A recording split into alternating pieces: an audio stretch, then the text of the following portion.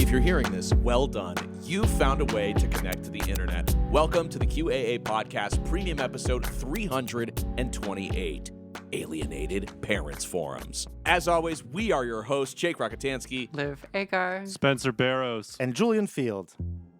Well, it looks like the only two people who are young enough to not be able to make babies are going to torture two fully grown men who've passed the age of making babies and have become infertile, and in the process expose us to parents who are extremely alienated online. Is this about right, or am I misinterpreting because I don't have my reading glasses? Pretty much dead on, pretty much. Beautiful. That's why we've got Spencer Barrows. So glad to have you back after that incredible series that you did for Cursed Media, Science in Transition. Thank you. Well, I kind of see this as a little bit of a spiritual sequel, albeit a funnier one, a more lighthearted one.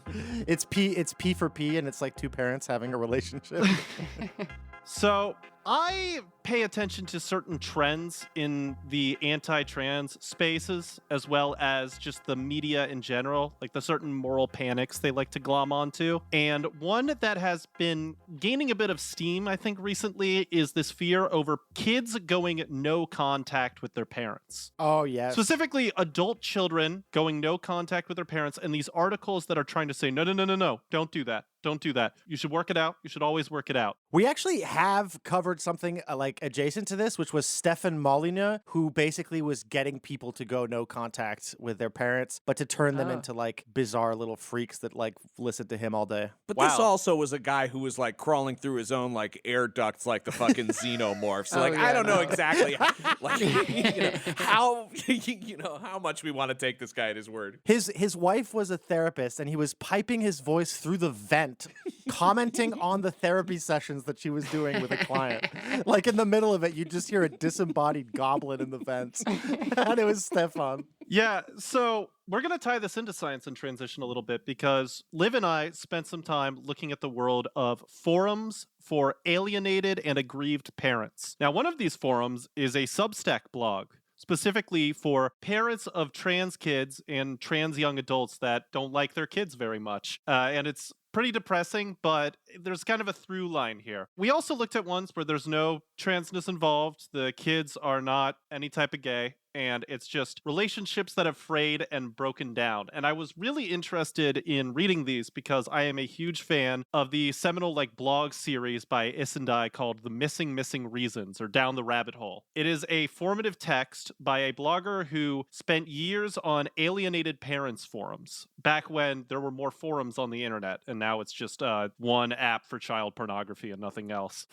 Isendai wrote about the phenomenon of the psychological processes that go on there. Now, I recommend reading the whole post. Again, it's called Down the Rabbit Hole, and it's fantastic. But the important thing to know here is that alienated parents, genuinely alienated parents, do exist. There are absolutely cases where a kid gets addicted to drugs, has a severe behavioral problem, or just acts abusively towards their parents when the child gets into adulthood and the kid is at fault. That absolutely happens. Those people don't go on alienated parents forums, or if they do, they don't stick around. Because what they realize is that alienated parents forums are not for alienated parents.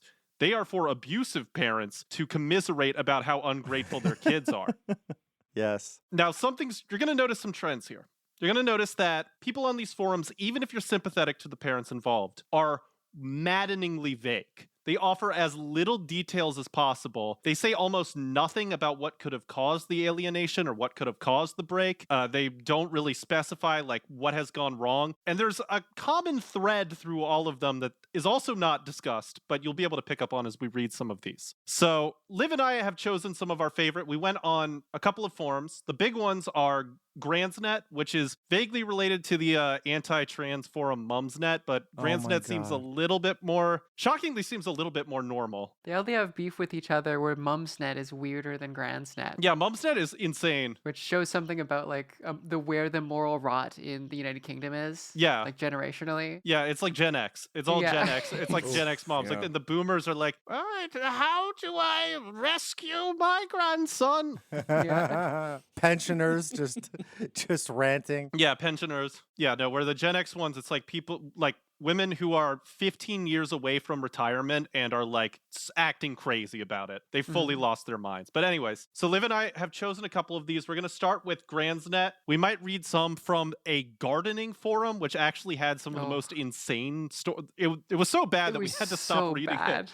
We had to stop reading it. And it was like, again, a forum for like backyard gardening. And it was some of the most disturbing things we've ever read. Yeah, it was just like a sub forum where it was like, family problems or something. Yeah, and it's appalling. And then we will turn to Pit, which is it's called Parents with Inconvenient Truths About Trans. It's a terrible title.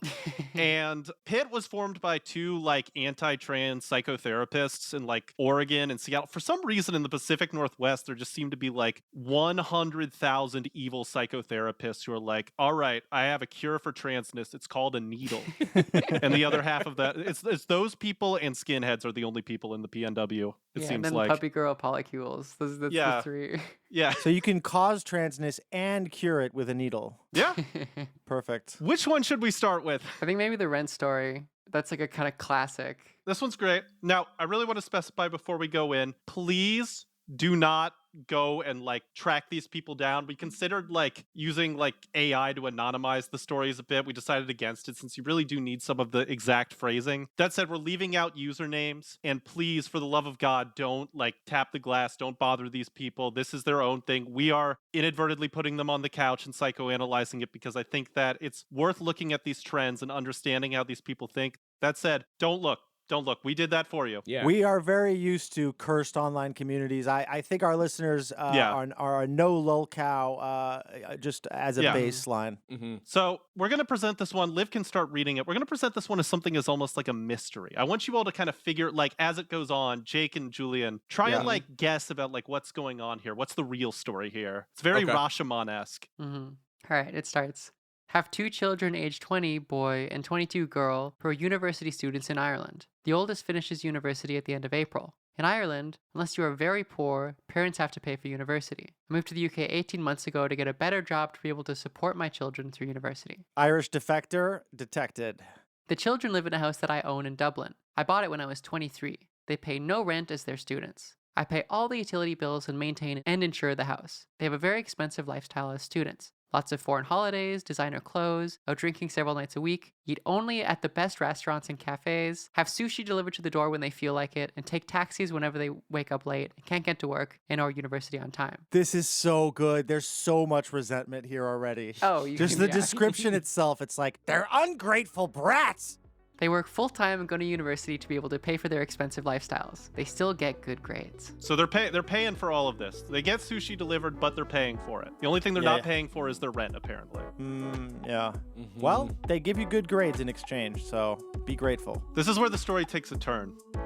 You've been listening to a sample of a premium episode of the QAA podcast. For access to the full episode, as well as all past premium episodes and all of our podcast miniseries, go to patreon.com/QAA. Travis, why is that such a good deal? Well, Jake, you get hundreds of additional episodes of the QAA podcast for just $5 per month. For that very low price, you get access to over 200 premium episodes, plus all of our miniseries. That includes 10 episodes of Man Clan with Julian and Annie, 10 episodes of Perverts with Julian and Liv, 10 episodes of The Spectral Voyager with Jake and Brad, plus 20 episodes of Trickle Down with me, Travis View. It's a bounty of content and the best deal in podcasting. Travis, for once, I agree with you. And I also agree that people could subscribe by going to patreon.com/QAA. Well, that's not an opinion, it's a fact. You're so right, Jake. We love and appreciate all of our listeners. Yes, we do. And Travis is actually crying right now, I think, out of gratitude, maybe? That's not true. The part about me crying,